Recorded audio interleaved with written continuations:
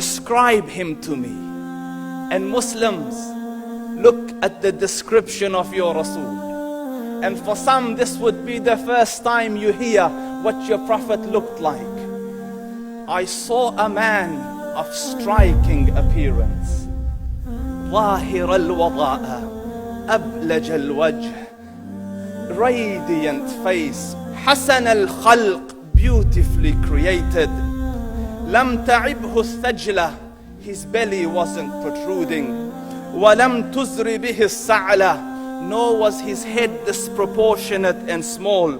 وسيم قسيم, proportionate and delicate, finely made, a specimen of a creation. في عينيه دعج, in his eyes there was a contrast. The dark was immensely dark, the white was excessively white. وفي أشفاره وطف, and his eyelashes were long.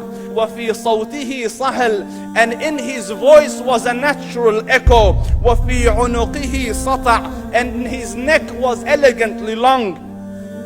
وفي لحيته كثاثة, his beard was full and thick.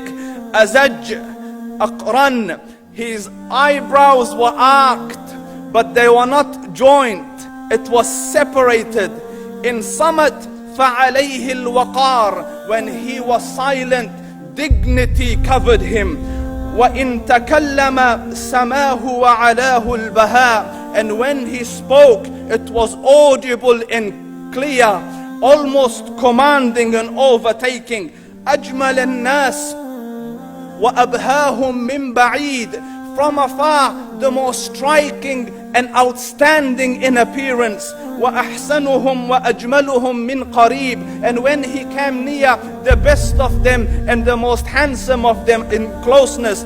حلو المنطق, such an exalted and sweet level of logic. Like when he used to speak, it was so coherently logical, it was smooth and easy to understand.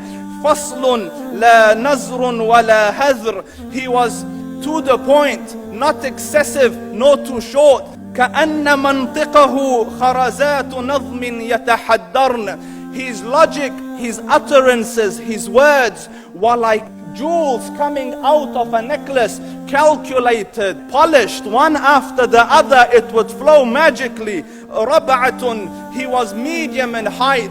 Your eye didn't have to strain to look up at him, nor was it tedious to look down at him. He was a comfortable sight to look at. له رفقاء يحفون به, he had friends, the people that were with him, they were working around him to try to serve and protect him.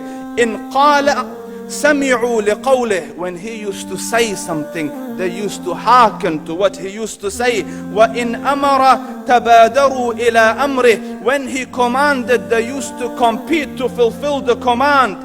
This is Muhammad Rasulullah. This is Muhammad Rasulullah. Anas ibn Malik says, he says, I came out one night, it was the full moon night.